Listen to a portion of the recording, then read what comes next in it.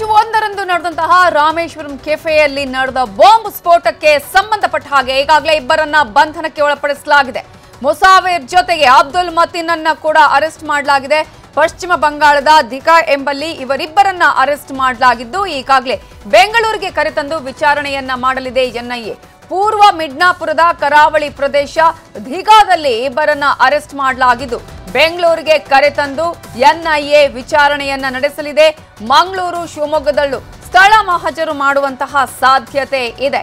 ಇಲ್ಲಿಂದ ಇವರು ವಿದೇಶಕ್ಕೆ ಹಾರೋದಕ್ಕೆ ಪ್ಲಾನ್ ಅನ್ನ ಮಾಡಿಕೊಂಡಿದ್ರು ಅನ್ನುವ ಶಂಕೆ ಕೂಡ ಇದೆ. ನಕಲಿ ಐಡೆಂಟಿಟಿಯಲ್ಲಿ ಇವರಿಬ್ಬರು ವಾಸವಾಗಿದ್ರು. ಮಾರ್ಚ್ 1ರಂದು ಕೆಫೆಯಲ್ಲಿ ಬಾಂಬ್ ಇಟ್ಟಿದ್ದ ಮುಸಾವರ ಆತನನ್ನ ಅಲ್ಲಿಂದಲೂ ಕೂಡ ಹುಡುಕಾಟವನ್ನ ಮಾಡಲಾಗಿತ್ತು. ನಿರಂತರವಾಗಿ ಶೋಧ ಕಾರ್ಯಾಚರಣೆ ನಡೆಸಲಾಗಿತ್ತು. ಮಾಜ್ ಮುನೀರ್ ಪ್ಲಾನ್ ನಂತೆ ಸ್ಫೋಟ ಆಗಿತ್ತು. ಉಸ್ತುವಾರಿಯನ್ನ ವಹಿಸಿದ್ದು ಅಬ್ದುಲ್ ಮತೀನ್ ತಾಹಾ. ಈಗಾಗಲೇ ಇಬ್ಬರು ಆರೋಪಿಗಳನ್ನ ಎನ್ಐಎ ಅಧಿಕಾರಿಗಳು ಬಂಧನಕ್ಕೆ ಒಳಪಡಿಸಿದ್ದಾರೆ. ಈ ಪ್ರಕರಣಕ್ಕೆ ಸಂಬಂಧಪಟ್ಟ ಹಾಗೆ ಸಾಕಷ್ಟು ರೀತಿಯಾದಂತಹ ತಯಾರಿಯನ್ನ ಕೂಡ ಎನ್ಐಎ ಅಧಿಕಾರಿಗಳು ಮಾಡಿಕೊಂಡಿದ್ರು. ಮಾರ್ಚ್ 1ರಂದು ಮಧ್ಯಾಹ್ನ ನಡೆದಂತಹ ರಾಮೇಶ್ವರಂ ಕೆಫೆಯಲ್ಲಿ ನಡೆದಂತಹ ಬಾಂಬ್ ಬ್ಲಾಸ್ಟ್ ಪ್ರಕರಣಕ್ಕೆ ಸಂಬಂಧಪಟ್ಟ ಹಾಗೆ ಈಗಾಗಲೇ 42 ದಿನಗಳ ಬಳಿಕ ಇಬ್ಬರನ್ನ ಅರೆಸ್ಟ್ ಮಾಡಲಾಗಿದೆ. ಇಡೀ ಒಂದು ದೇಶದಾದ್ಯಂತ ಈ ಪ್ರಕರಣ ಸಾಕಷ್ಟು ಸುದ್ದಿ ಆಗಿತ್ತು, ಆತಂಕಕ್ಕೂ ಕೂಡ ಕಾರಣ ಆಗಿತ್ತು. ಈಗಾಗಲೇ ರಾಷ್ಟ್ರೀಯ ತನಿಖಾ ದಳದ ಅಧಿಕಾರಿಗಳು ಈಗಾಗಲೇ ಇಬ್ಬರನ್ನ ಬಂಧನಕ್ಕೆ ಒಳಪಡಿಸಿದ್ದಾರೆ. ಬೆಂಗಳೂರಿಗೆ ಕರೆತಂದು ವಿಚಾರಣೆಯನ್ನ ನಡೆಸಲಿದ್ದಾರೆ ಎನ್ಐಎ ಅಧಿಕಾರಿಗಳು. ಈಗಾಗಲೇ ಮುಸಾವಿರ್ ಹುಸೇನ್ ಹಾಗೆಯೇ ಅಬ್ದುಲ್ ಮತೀನ್ ತಾಹಾ ಇವರಿಬ್ಬರನ್ನ ಕೂಡ ಬಂಗಾಳದ ರಾಜಧಾನಿ ಕೋಲ್ಕತ್ತಾದಲ್ಲಿ ಅಂದ್ರೆ ದಿಘಾ ಅನ್ನುವಂತಹ ಪ್ರದೇಶದಲ್ಲಿ ಅರೆಸ್ಟ್ ಮಾಡಲಾಗಿದೆ. ಸಾಕ್ಷಿ ಸಂಗ್ರಹಕ್ಕಾಗಿ ಅವರ ಆರೋಪಿಗಳ ಸಹಪಾಠಿಗಳಾಗಿರುವುದು ಸ್ನೇಹಿತರು, ಬಂಧಿತ ಆರೋಪಿಗಳ ವಿಚಾರಣೆಯನ್ನ ಕೂಡ ನಡೆಸಲಾಗುತ್ತೆ. ಪ್ರಕರಣಕ್ಕೆ ಸಂಬಂಧಪಟ್ಟ ಹಾಗೆ ದೊಡ್ಡ ಮಟ್ಟದ ಸುದ್ದಿ ಕೂಡ ಆಗಿತ್ತು. ಅಂತೂ ಇಂತೂ ಎನ್ಐಎ ಅಧಿಕಾರಿಗಳ ನಿರಂತರವಾದ ಶೋಧದಿಂದ ಈಗಾಗಲೇ ಇಬ್ಬರನ್ನ ಅರೆಸ್ಟ್ ಮಾಡಲಾಗಿದೆ.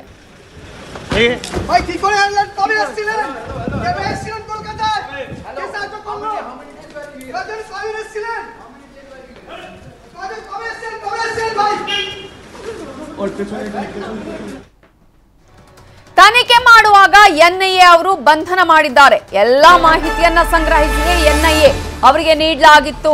ಶಿವಮೊಗ್ಗ ಸ್ಫೋಟದ ರೂವಾರಿಗಳು ಅನ್ನುವ ಶಂಕೆ ಕೂಡ ಇತ್ತು. ಈಗಾಗಲೇ ತೀರ್ಥಹಳ್ಳಿಯಿಂದ ಬಂದವರು ಅನ್ನುವ ಮಾಹಿತಿ ಕೂಡ ಇತ್ತು. ಆತನ ಬಟ್ಟೆಯನ್ನ, ಟೋಪಿಯನ್ನ ಎಲ್ಲವನ್ನ ಪರಿಶೀಲಿಸಿ ಆತನನ್ನ ಬಂಧಿಸಲಾಗಿದೆ. ಪಶ್ಚಿಮ ಬಂಗಾಳದ ದಿಘಾ ಬಳಿ ಎನ್ಐಎ ಅವರು ಬಂಧಿಸಿದ್ದಾರೆ.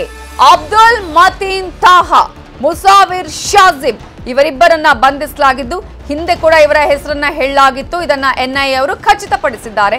ಮುಂದಿನ ತನಿಖೆಯಲ್ಲಿ ಯಾರು ಮಾಡಿಸಿದ್ರು, ಯಾಕೆ ಮಾಡಿಸಿದ್ರು ಅನ್ನೋದು ಗೊತ್ತಾಗತ್ತೆ ಅಂತ ಹೇಳಿ ಡಾಕ್ಟರ್ ಜಿ ಪರಮೇಶ್ವರ್ ಹೇಳಿಕೆಯನ್ನ ಕೊಟ್ಟಿದ್ದಾರೆ. ಕರ್ನಾಟಕ ಪೊಲೀಸರಿಗೆ ನಾನು ಅಭಿನಂದನೆಯನ್ನ ಸಲ್ಲಿಸ್ತೇನೆ. ಯಾರು ಆರೋಪಿಗಳು 4-5 ವರ್ಷಗಳಿಂದ ತಲೆಮರೆಸಿಕೊಂಡಿದ್ರು ಅನ್ನುವ ಮಾಹಿತಿಯನ್ನ ಡಾಕ್ಟರ್ ಜಿ ಪರಮೇಶ್ವರ್ ಅವರು ಹೇಳಿದ್ದಾರೆ. ನಿನ್ನೆ ರಾತ್ರಿ ಎನ್ಐಎನವರು ಅವರನ್ನ ಅರೆಸ್ಟ್ ಮಾಡಿದ್ದಾರೆ. ವೆಸ್ಟ್ ಬೆಂಗಾಲ್ನಲ್ಲಿ ಅದು ಹಳ್ಳಿ ಊರಿನ ಹೆಸರು ದಿಘಾ ಅಂತಕ್ಕಂಥ ಊರಿನಲ್ಲಿ ಹೋಟೆಲ್ ಒಂದರಲ್ಲಿ ಇದ್ರು ಅಂತೇಳಿ ಅವ್ರನ್ನ ಅರೆಸ್ಟ್ ಮಾಡಿದ್ದಾರೆ. ಅವರನ್ನ ಈಗ ಬೆಂಗಳೂರಿಗೆ ಕರ್ಕೊಂಡು ಬರ್ತಾರೆ. ಕರ್ಕೊಂಡು ಬಂದು ಪೊಲೀಸ್ಗೆ ಹ್ಯಾಂಡ್ ಓವರ್ ಮಾಡ್ತಾರೆ. ಫರ್ದರ್ ಇನ್ವೆಸ್ಟಿಗೇಷನ್ ಆಗುತ್ತೆ. ಅಬ್ದುಲ್ ಮತೀನ್ ತಾಲಾ ಅಂತಕ್ಕಂಥವನು ಮತ್ತು ಇನ್ನೊಬ್ಬ ಮುಸಾವಿರ್ ಶಾಜೀಬ್ ಅಂತಕ್ಕಂಥ ಎನ್ಐಎನವರು ಕೂಡ ಇದನ್ನ ಕನ್ಫರ್ಮ್ ಮಾಡಿದ್ದಾರೆ. ಮಾಹಿತಿ ನಮ್ಗೆ ಬಂದಿದೆ. ಜೊತೆಗೆ ಎನ್ಐಎನವರು ಕನ್ಫರ್ಮ್ ಮಾಡಿದ್ದಾರೆ. ಮುಂದಿನ ಇನ್ವೆಸ್ಟಿಗೇಷನ್ ಅನ್ನ ಮಾಡ್ತೇವೆ.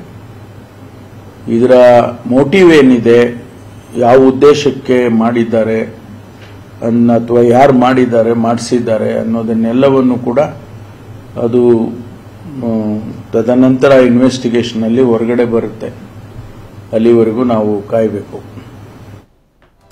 ಈಗಾಗಲೇ ರಾಮೇಶ್ವರಮಲ್ಲಿ ನಡೆದಂತಹ ಬಾಂಬ್ ಸ್ಫೋಟ ಪ್ರಕರಣಕ್ಕೆ ಸಂಬಂಧಪಟ್ಟ ಹಾಗೆ ಇಬ್ಬರನ್ನ ಅರೆಸ್ಟ್ ಮಾಡಲಾಗಿದ್ದು ಎನ್ಐಎ ವಿಶೇಷ ಕೋರ್ಟ್ ಮುಂದೆ ಶಂಕಿತರನ್ನ ಹಾಜರುಪಡಿಸಲಾಗುತ್ತೆ. ಇಬ್ಬರು ಶಂಕಿತರನ್ನ ಕೋಲ್ಕತ್ತಾ ಕೋರ್ಟ್ಗೆ ಹಾಜರುಪಡಿಸಿ ಕೋರ್ಟ್ನಿಂದ ವಶಕ್ಕೆ ಪಡೆದು ಬೆಂಗಳೂರಿಗೆ ಕರೆತರಲಿದೆ ಎನ್ಐಎ ಟೀಮ್. ಇವತ್ತು ತಡರಾತ್ರಿ ಬಹುತೇಕ ಕರೆತರುವಂತಹ ಸಾಧ್ಯತೆ ಇದೆ. ಇಬ್ಬರು ಶಂಕಿತರನ್ನ ಕೋಲ್ಕತ್ತಾ ಕೋರ್ಟ್ಗೆ ಹಾಜರುಪಡಿಸಿ ಅವರನ್ನ ಬೆಂಗಳೂರಿಗೆ ಕರೆತರುವಂತಹ ಚಾನ್ಸಸ್ ಕೂಡ ಇದೆ. ರಾಮೇಶ್ವರಂ ಬಾಂಬ್ ಸ್ಫೋಟ ಪ್ರಕರಣಕ್ಕೆ ಸಂಬಂಧಪಟ್ಟ ಹಾಗೆ ಈಗಾಗಲೇ ಇಬ್ಬರನ್ನ ಅರೆಸ್ಟ್ ಮಾಡಲಾಗಿದೆ. ಮುಜಾವಿರ್ ಹಾಗೆಯೇ ಅಬ್ದುಲ್ ಮತೀನ್ ತಾಹಾ ಇಬ್ಬರನ್ನ ಕೂಡ ಎನ್ಐಎ ವಿಶೇಷ ಕೋರ್ಟ್ ಮುಂದೆ ಹಾಜರುಪಡಿಸಲಾಗಿ ಇಬ್ಬರು ಶಂಕಿತರನ್ನ ಕೋಲ್ಕತ್ತಾ ಕೋರ್ಟ್ಗೆ ಹಾಜರುಪಡಿಸಲಾಗುತ್ತೆ.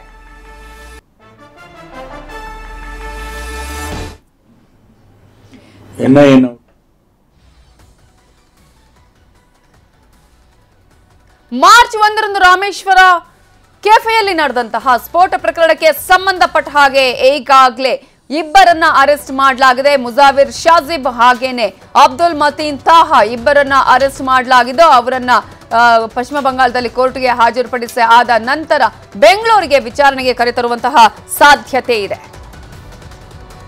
ಇದರ ಬಗ್ಗೆ ಇನ್ನಷ್ಟು ಡೀಟೇಲ್ಸ್ ಅನ್ನು ಕೊಡೋದಕ್ಕೆ ನಮ್ಮ ರಿಪೋರ್ಟರ್ ಮಂಜುನಾಥ್ ನೇರ ಸಂಪರ್ಕದಲ್ಲಿ ಜಾಯಿನ್ ಆಗಿದ್ದಾರೆ. ಮಂಜುನಾಥ್, ಈಗಾಗಲೇ ಈ ಪ್ರಕರಣಕ್ಕೆ ಸಂಬಂಧಪಟ್ಟ ಹಾಗೆ ಬಹಳ ನಿರೀಕ್ಷೆ ಇತ್ತು. ಯಾಕಂದ್ರೆ ಎನ್ಐಎ ಕರ್ನಾಟಕ ಮಾತ್ರ ಅಲ್ಲ, ತಮಿಳುನಾಡು ಆಗಿರ್ಬೋದು, ಆಂಧ್ರ ಪ್ರದೇಶ ಆಗಿರ್ಬೋದು, ಉತ್ತರ ಪ್ರದೇಶ ಆಗಿರ್ಬೋದು, ಎಲ್ಲಾ ಕಡೆಗಳಲ್ಲೂ ಕೂಡ ಶೋಧ ಕಾರ್ಯವನ್ನ ನಡೆಸಿತ್ತು. ಆದ್ರೆ ಇದೀಗ ಪಶ್ಚಿಮ ಬಂಗಾಳದಲ್ಲಿ ಇವರಿಬ್ಬರ ಅರೆಸ್ಟ್ ಅನ್ನ ಮಾಡಲಾಗಿರೋದು.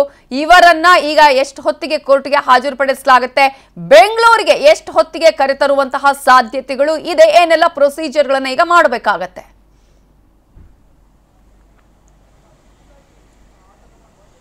ನವಿತಾ, ಬೆಂಗಳೂರಿನ ರಾಮೇಶ್ವರಂ ಕೆಫೆಯ ಬಾಂಬ್ ಬ್ಲಾಸ್ಟ್ ಆರೋಪಿಗಳನ್ನ ಪಶ್ಚಿಮ ಬಂಗಾಳದ ದಿಕಾ ಎನ್ನುವಂತ ಒಂದು ಹೊರವಲಯದ ಪ್ರಾಂತ್ಯದ ಮನೆಯಲ್ಲಿ ಬಂಧನ ಕೂಡ ಮಾಡಿರುವಂತದ್ದು.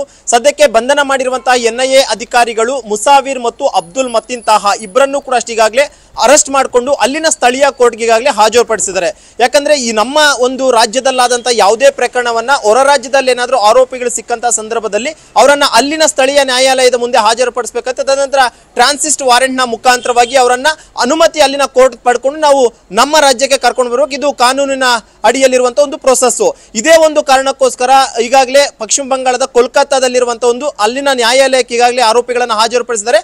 ಬಹುತೇಕ ಇನ್ನೇನು ಕೆಲವೇ ಕ್ಷಣದಲ್ಲಿ ಸಂಪೂರ್ಣವಾಗಿ ಈ ಒಂದು ಕೇಸ್ನ ಒಂದು ತನಿಖಾ ವರದಿಯ ಜೊತೆಗೆ ಈ ಒಂದು ಕೇಸ್ ಏನೆಲ್ಲ ಆಗಿತ್ತು ಅನ್ನುವಂಥದ್ರ ಬಗ್ಗೆ ಅಲ್ಲಿನ ನ್ಯಾಯಾಧೀಶರ ಗಮನಕ್ಕೆ ತರ್ತಾರೆ. ತದನಂತರ ಟ್ರಾನ್ಸಿಸ್ಟ್ ವಾರೆಂಟ್ ನ ಮುಖಾಂತರವಾಗಿ ಅವರನ್ನ ಅಲ್ಲಿಂದ ಕರ್ಕೊಂಡು ನೇರವಾಗಿ ಬೆಂಗಳೂರಿಗೆ ಬರ್ತಾರೆ. ಬೆಂಗಳೂರಿಗೆ ಬಂದಂತಹ ಬಳಿಕ ಇಲ್ಲಿನ ಒಂದು ಎನ್ಐಎ ವಿಶೇಷ ನ್ಯಾಯಾಲಯಕ್ಕೆ ಅವರನ್ನ ಮತ್ತೆ ಹಾಜರುಪಡಿಸಿ ಈ ಒಂದು ಪ್ರಕರಣದ ಆರೋಪಿಗಳನ್ನ ಇನ್ನಷ್ಟು ದಿನಗಳ ಕಾಲ ಎನ್ಕ್ವೈರಿ ಮಾಡುವಂತ ಸಲುವಾಗಿ ಕಸ್ಟಡಿಗೆ ಕೊಡುವಂತ ಒಂದು ಮನವಿಯನ್ನ ಮಾಡ್ಕೊಂತಾರೆ. ಇದು ಇರುವಂತಹ ಒಂದು ಪ್ರೊಸೀಜರು. ಸದ್ಯಕ್ಕೆ ಈಗಾಗಲೇ ಈಗ ಅಲ್ಲಿನ ಸ್ಥಳೀಯ ನ್ಯಾಯಾಲಯಕ್ಕೆ ಹಾಜರುಪಡಿಸಿ ಬಹುತೇಕ ಇನ್ನ ಒಂದೂವರೆ ಗಂಟೆಗಳ ಕಾಲಾವಕಾಶ ಆಗ್ಬೋದು. ಅಲ್ಲಿ ನ್ಯಾಯಾಲಯದಲ್ಲಿರುವಂತಹ ಒಂದಷ್ಟು ಪ್ರಕ್ರಿಯೆಗಳಿದೆ, ಅದೆಲ್ಲವನ್ನು ಕೂಡ ಪೂರ್ತಿಗೊಂಡಂತಹ ಬಳಿಕ ಅವರು ಅಲ್ಲಿಂದ ಬೈ ರೋಡ್ ಆದ್ರೂ ಬರ್ಬೋದು, ಅಥವಾ ಒಂದ್ ವೇಳೆ ಈ ಒಂದು ಗಂಭೀರವಾದಂತಹ ಪ್ರಕರಣ ಟೆರರಿಸ್ಟ್ ರಿಲೇಟೆಡ್ ಇರುವಂತಹ ಒಂದು ಕಾರಣಕ್ಕೋಸ್ಕರ ಬಹುತೇಕ ವಿಮಾನದಲ್ಲಿ ಬರುವಂತಹ ಸಾಧ್ಯತೆಗಳು ಕೂಡ ಹೆಚ್ಚಾಗಿರುವಂತದ್ದು. ಒಟ್ಟಿನಲ್ಲಿ ಯಾವುದೇ ಒಂದು ಬೈ ರೋಡ್ ಆದ್ರೂ ಬರಲಿ ಅಥವಾ ವಿಮಾನದಲ್ಲಾದ್ರೂ ಬರಲಿ ಬಹುತೇಕ ಮಧ್ಯರಾತ್ರಿಯ ವೇಳೆಗೆ ಬೆಂಗಳೂರನ್ನ ತಲುಪ್ತಾರೆ ಅನ್ನುವಂಥದ್ರ ಬಗ್ಗೆ ಈಗಾಗಲೇ ಇರುವಂತಹ ಒಂದು ಮಾಹಿತಿ. ಮಧ್ಯರಾತ್ರಿ ಬೆಂಗಳೂರಿಗೆ ತಲುಪಿದ್ರು ಕೂಡ ಅಷ್ಟೇ ಆ ಇಬ್ಬರು ಆರೋಪಿಗಳನ್ನ ಅಂದ್ರೆ ಯಾವಾಗ ಅಲ್ಲಿನ ಕೋರ್ಟ್ಗೆ ಪ್ರೊಡ್ಯೂಸ್ ಮಾಡಿರ್ತಾರೆ ಅಲ್ಲಿಂದ 24 ಗಂಟೆಗಳ ಕಾಲಾವಕಾಶ ಇರುತ್ತೆ. ಆ ಒಂದು 24 ಗಂಟೆಗಳೊಳಗಾಗಿ ಇಲ್ಲಿನ ಸ್ಥಳೀಯ ಕೋರ್ಟ್ಗೆ ಅವರನ್ನ ಸಬ್ಮಿಟ್ ಮಾಡಬಹುದು. ಆ ಒಂದು ಹಿನ್ನೆಲೆಯಲ್ಲಿ ಬಹುತೇಕ ನಾಳೆ ಸೆಕೆಂಡ್ ಸಾಟರ್ಡೆ ಆಗಿರುವಂತಹ ಕಾರಣಕ್ಕೋಸ್ಕರ ಒಂದು ವೇಳೆ ಕೋರ್ಟ್ ರಜೆ ಇದ್ರೂ ಕೂಡ ಅಷ್ಟೇ ನೇರವಾಗಿ ಎನ್ಐಎ ಸ್ಪೆಷಲ್ ಕೋರ್ಟ್ ನ ಜಡ್ಜ್ ಯಾರಿದ್ದಾರೆ ಅವರ ಮನೆಗೆ ಕೂಡ ಅಷ್ಟೇ ಆರೋಪಿಗಳನ್ನ ಪ್ರೊಡ್ಯೂಸ್ ಮಾಡಬಹುದು. ಬಹುತೇಕ ನಾಳೆ ಮಧ್ಯಾಹ್ನದ ವೇಳೆಗೆ ಇಬ್ಬರು ಕೂಡ ಅಷ್ಟೇ ಶಂಕಿತ ಉಗ್ರರನ್ನ ಜಡ್ಜಿನ ಮನೆ ಮುಂದೆ ಪ್ರೊಡ್ಯೂಸ್ ಮಾಡಿಬಿಟ್ಟು ಮತ್ತಷ್ಟು ದಿನಗಳ ಕಾಲ, ಸುಮಾರು 14 ದಿನಗಳ ಕಾಲಾವಕಾಶ ಇರುತ್ತೆ. ಯಾಕಂದ್ರೆ ಇಂತಹ ಒಂದು ಗಂಭೀರವಾದಂತಹ ಪ್ರಕರಣದಲ್ಲಿ 14 ದಿನ ಕಸ್ಟಡಿ ಕೊಡ್ತಾರೆ, 21 ದಿನನೂ ಕೂಡ ಅಷ್ಟೇ ಕಸ್ಟಡಿ ಕೊಡ್ತಾರೆ. ಜೊತೆಗೆ ಎನ್ಐಎ ಅಧಿಕಾರಿಗಳು ಟೆರರಿಸ್ಟ್ ರಿಲೇಟೆಡ್ ಆಗಿರುವಂತಹ ಪ್ರಕರಣದಲ್ಲಿ ಸುಮಾರು 30 ದಿನದವರೆಗೂ ಕೂಡ ಅಷ್ಟೇ ಕಸ್ಟಡಿ ಪಡ್ಕೊಳ್ಳುವಂತ ಒಂದು ಚಾನ್ಸಸ್ ಜಾಸ್ತಿ ಇರುತ್ತೆ. ಆ ಒಂದು ನಿಟ್ಟಿನಲ್ಲಿ ನೋಡೋದಾದ್ರೆ ಬಹುತೇಕ ಮೊದಲ ಬಾರಿಗೆ ಒಂದು 14 ದಿನಗಳ ಕಾಲ ಬಹುತೇಕ ನಾಳೆ ಕಸ್ಟಡಿಗೆ ಕೊಡುವಂತ ಸಾಧ್ಯತೆ ಇದೆ. ಏನಕ್ಕೆ ಕಸ್ಟಡಿಗೆ ತಗೊಂತಿದ್ದಾರೆ ಅಂತಂದ್ರೆ ಈ ಒಂದು ಪ್ರಕರಣದಲ್ಲಿ ಇನ್ನೂ ಕೂಡ ಅಷ್ಟೇ ಸಾಕಷ್ಟು ಅನುಮಾನಗಳು ಈಗಾಗಲೇ ಎನ್ಐಎ ಅಧಿಕಾರಿಗಳಿದೆ. ಕೇವಲ ಈ ಒಂದು ಮುಸಾವಿರ್ ಅಬ್ದುಲ್ ಮತೀನ್ ತಾಹಾ ಇಬ್ಬರೇ ಅಷ್ಟೇ ಅಲ್ಲದೆ ಇನ್ನೂ ಕೂಡ ಅಷ್ಟೇ ಇವ್ರದ್ದೇ ಆದಂತ ಒಂದು ಗ್ಯಾಂಗು ಇಡೀ ಒಂದು ಇಂಡಿಯಾದಾದ್ಯಂತಲೂ ಕೂಡ ಆಕ್ಟಿವ್ ಆಗಿರುವಂತದ್ರ ಬಗ್ಗೆ ಸಾಕಷ್ಟು ರೀತಿಯಾದಂತ ಒಂದಷ್ಟು ಸಾಕ್ಷ್ಯಾಧಾರಗಳು ಮತ್ತು ಒಂದಷ್ಟು ಡಿಜಿಟಲ್ ಸಾಕ್ಷ್ಯಾಧಾರಗಳು ಈಗಾಗಲೇ ಸಿಕ್ಕಿದೆ. ಆ ನಿಟ್ಟಿನಲ್ಲಿ ಇವರ ಒಂದು ಕಾಂಟ್ಯಾಕ್ಟ್ ನಲ್ಲಿ ಯಾರೆಲ್ಲ ಇದ್ದಾರೆ, ಇವರು ಬೇರೆ ಬೇರೆ ಕಡೆಗಳಲ್ಲಿ ಏನಾದ್ರು ಬಾಂಬ್ ಬ್ಲಾಸ್ಟ್ ಗೆ ಪ್ಲಾನ್ ಅನ್ನು ರೂಪಿಸಿದ್ರ. ಯಾಕಂದ್ರೆ ಬೆಂಗಳೂರಿನಲ್ಲಿ ಬಾಂಬ್ ಬ್ಲಾಸ್ಟ್ ಮಾಡ್ತಾರೆ, ಇದಾದ್ಮೇಲೆ ಅವ್ರು ಪಶ್ಚಿಮ ಬಂಗಾಳದಲ್ಲಿ ತರೆ ಮಾಡಿಸ್ಕೊಂತಾರೆ ಅಂದ್ರೆ ಅಲ್ಲಿ ಏನಾದ್ರು ಬೇರೆ ರೀತಿಯಾದಂತಹ ಆಕ್ಟಿವಿಟೀಸ್ ಏನಾದ್ರು ಮಾಡ್ತಾ ಇದ್ರ ಅಥವಾ ಭಾರತದಾದ್ಯಂತಲೂ ಕೂಡ ಅಷ್ಟೇ ಏನಾದ್ರು ಸ್ಫೋಟ ಮಾಡಿಸೋದಕ್ಕೆ ಸಂಚನ ರೂಪಿಸಿದ್ರ ಅಂತ. ಯಾಕಂದ್ರೆ ಎನ್ಐಎ ಅಧಿಕಾರಿಗಳ ಇನ್ವೆಸ್ಟಿಗೇಷನ್ ಅಲ್ಲಿ ಐಇಡಿ ಬ್ಲಾಸ್ಟ್ ಗಳನ್ನ ಮಾಡುವಂತದ್ರಲ್ಲಿ ಇವರು ಎತ್ತಿದ ಕೈ ಆಗಿದ್ರು. ಎಲ್ಲಿ ಬೇಕಾದ್ರೂ ಕೂಡ ಅಷ್ಟೇ ಐಇಡಿ ಬ್ಲಾಸ್ಟ್ ಗಳನ್ನ ಮಾಡೋದಕ್ಕೆ ಮತ್ತು ಆ ಒಂದು ಐಇಡಿ ಬಾಂಬ್ ಗಳನ್ನ ಸುತ್ತುವಂತದ್ರೆ ಇವರು ಪರಿಣಿತರಾಗಿದ್ರು ಅನ್ನೋದು ಗೊತ್ತಾಗಿದೆ. ಮಂಜುನಾಥ್ ಮಾತನಾಡಿಸ್ತೀನಿ. ಈಗಾಗಲೇ ಶಂಕಿತರನ್ನ ಎನ್ಐಎ ಅಧಿಕಾರಿಗಳು ವಿಶೇಷ ಕೋರ್ಟ್ಗೆ ಹಾಜರುಪಡಿಸಿರುವಂತಹ ನೇರ ಪ್ರಸಾರದ ದೃಶ್ಯಾವಳಿಗಳನ್ನು ನೀವು ಗಮನಿಸ್ತಾ ಇದ್ದೀರಾ. ಶಂಕಿತರನ್ನ ಕೋಲ್ಕತ್ತಾ ಕೋರ್ಟ್ಗೆ ಹಾಜರುಪಡಿಸಲಾಗಿದೆ. ಈಗಾಗಲೇ ಶಂಕಿತರನ್ನ ವಿಶೇಷ ಕೋರ್ಟ್ಗೆ ಅವರನ್ನ ಕರ್ಕೊಂಡು ಹೋಗ್ತಾ ಇರುವಂತಹ ದೃಶ್ಯಾವಳಿಗಳನ್ನ ಕೂಡ ನೀವು ಈಗಾಗಲೇ ಗಮನಿಸ್ತಾ ಇದ್ದೀರಾ. ಇಬ್ಬರನ್ನ ಈಗಾಗಲೇ ನ್ಯಾಯ ಅಧಿಕಾರಿಗಳು ಅರೆಸ್ಟ್ ಮಾಡಿದ್ದಾರೆ. ಪಶ್ಚಿಮ ಬಂಗಾಳದ ದಿಘಾ ಅನ್ನುವಂತಹ ಸ್ಥಳದಲ್ಲಿ ಅವರನ್ನ ಅರೆಸ್ಟ್ ಮಾಡಲಾಗಿರೋದು. ಈಗಾಗಲೇ ಕಾನೂನು ಪ್ರಕಾರವಾಗಿ ಅವರನ್ನ ಕೋರ್ಟ್ಗೆ ಹಾಜರುಪಡಿಸಬೇಕಾಗುತ್ತೆ. ಆ ನಂತರ ಅವರನ್ನ ತಮ್ಮ ಅಧೀನಕ್ಕೆ ಕೇಳ್ತಾರೆ, ಅಂದ್ರೆ ಕಸ್ಟಡಿಗೆ ಕೇಳ್ತಾರೆ ವಿಚಾರಣೆಯನ್ನ ಮಾಡೋದಕ್ಕಾಗಿ. ಆ ನಂತರ ಬೆಂಗಳೂರಿಗೆ ಕರೆತರಲಾಗುತ್ತೆ. ಈಗ ಅವರನ್ನ ವಿಶೇಷ ನ್ಯಾಯಾಲಯಕ್ಕೆ ಕರ್ಕೊಂಡು ಹೋಗ್ತಾ ಇರುವಂತಹ ದೃಶ್ಯಾವಳಿಗಳನ್ನ ಕೂಡ ನೀವು ಗಮನಿಸ್ತಾ ಇದ್ದೀರಾ. NIA ಅಧಿಕಾರಿಗಳು ಅವರನ್ನ ಕರ್ಕೊಂಡು ಹೋಗ್ತಾ ಇದ್ದಾರೆ. ಕೋರ್ಟ್ ಮುಂದೆ ಹಾಜರುಪಡಿಸ್ತಾರೆ. ಕೋರ್ಟ್ ಮುಂದೆ ಹಾಜರುಪಡಿಸಿ ಈ ಒಂದು ಪ್ರಕರಣಕ್ಕೆ ಸಂಬಂಧಪಟ್ಟ ಹಾಗೆ ನಾವು ಇವರನ್ನ ಅರೆಸ್ಟ್ ಮಾಡಿದೀವಿ, ವಿಚಾರಣೆಗಾಗಿ ನಮಗೆ ಒಪ್ಪಿಸಿ ಅನ್ನುವಂತಹ ಮಾತನ್ನ ಕೂಡ ಕೇಳಲಾಗುತ್ತೆ. ಆ ನಂತರ ಕೋರ್ಟ್ ಅವರ ಕಸ್ಟಡಿಗೆ ಕೊಟ್ಟಂತಹ ಸಂದರ್ಭದಲ್ಲಿ ಅವರನ್ನ ಹೆಚ್ಚಿನ ವಿಚಾರಣೆಗಾಗಿ ಬೆಂಗಳೂರಿಗೆ ಕರೆತರುತ್ತಾರೆ. ಬೆಂಗಳೂರಿಗೆ ಇವತ್ತು ರಾತ್ರಿ ಅಂದ್ರೆ ತಡರಾತ್ರಿ ಕರೆತರುವಂತಹ ಸಾಧ್ಯತೆಗಳಿದೆ ಅನ್ನುವಂತಹ ಮಾಹಿತಿಗಳು ಕೂಡ ಇದೆ. ಈಗಾಗಲೇ ನೀವು ಗಮನಿಸ್ತಾ ಇದ್ದೀರಾ NIA ಅಧಿಕಾರಿಗಳು ಅವರನ್ನ ವಿಶೇಷ ಕೋರ್ಟ್ಗೆ ಕರ್ಕೊಂಡು ಹೋಗ್ತಾ ಇರುವಂತಹ ದೃಶ್ಯಾವಳಿಗಳು.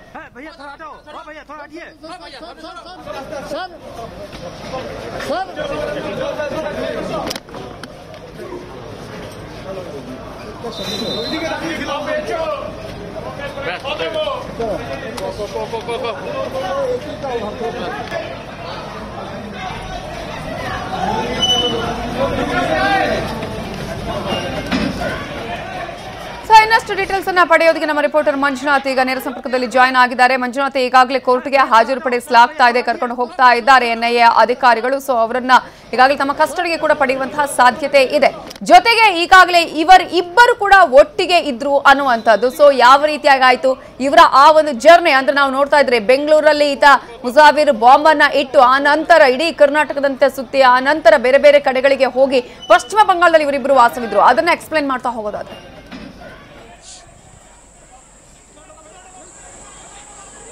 ನವಿತಾ, ಮಾರ್ಚ್ 1ನೇ ತಾರೀಕಿನಂದು ಮುಸಾವಿರ್ ಬರ್ತಾನೆ, ಬೆಂಗಳೂರಿನ ರಾಮೇಶ್ವರಂ ಕೆಫೆಗೆ ಬಾಂಬ್ ಇಡ್ತಾನೆ. ಬಾಂಬ್ ಇಟ್ಟಿದ್ದಾದಂತ ಬಳಿಕ ಬರೀ ಬಸ್ನಲ್ಲೇ ಟ್ರಾವೆಲ್ ಮಾಡಿಕೊಂಡು ಬೆಂಗಳೂರಿನಿಂದ ಬೇರೆ ಕಡೆಗೆ ಹೋಗ್ತಾನೆ, ಅಂದ್ರೆ ಬಳ್ಳಾರಿ ಮಾರ್ಗವಾಗಿ ಹೋಗಿರ್ತಾನೆ. ಬಳ್ಳಾರಿ ಮಾರ್ಗವಾಗಿ ಕೊನೆಯ ಬಾರಿ NIA ಮತ್ತು ನಮ್ಮ ಸ್ಥಳೀಯ ಪೊಲೀಸರು ಕೂಡ ಅಷ್ಟೇ ಅಲ್ಲಿನ CC ಕ್ಯಾಮೆರಾದ ದೃಶ್ಯಾವಳಿಗಳನ್ನ ಬಿಡುಗಡೆ ಮಾಡಿದ್ರು. ಅದರಲ್ಲೂ ಕೂಡ ಅಷ್ಟೇ ಬಹಳ ಸ್ಪಷ್ಟವಾಗಿ ಗೊತ್ತಾಯ್ತು ಆತ ತಲೆಮರೆಸ್ಕೊಂಡು ಹೋಗ್ತಿರೋಂಥದ್ರ ಬಗ್ಗೆ. ಆದ್ರೆ ಬಳ್ಳಾರಿಯಿಂದ ಮತ್ತೆ ಆ ಕಡೆ ಯಾವ ಕಡೆ ಹೋದ ಅನ್ನೋದ್ರ ಬಗ್ಗೆ ಯಾವುದೇ ರೀತಿಯಂತ ಖಚಿತವಂತ ಮಾಹಿತಿ ಇರಲಿಲ್ಲ.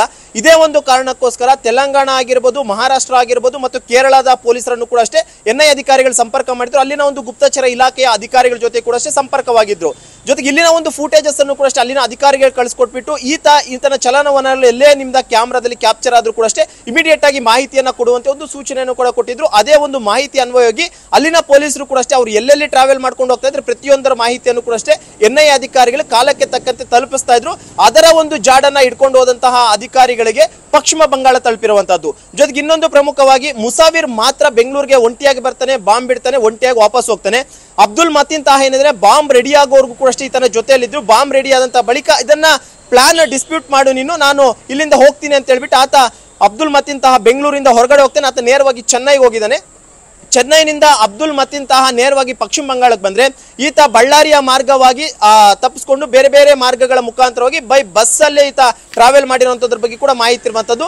ಈತ ಬೆಂಗಳೂರಿನಲ್ಲಿ ಬಾಂಬ್ ಬಿಟ್ಟು ಈತನು ಕೂಡ ಪಶ್ಚಿಮ ಬಂಗಾಳದ ಆ ಒಂದು ದಾಕಾ ಎನ್ನುವಂತ ಒಂದು ಹೊರವಲಯದಲ್ಲಿ ಗ್ರಾಮಕ್ಕೆ ಸೇರ್ಕೊಳ್ತಾರೆ.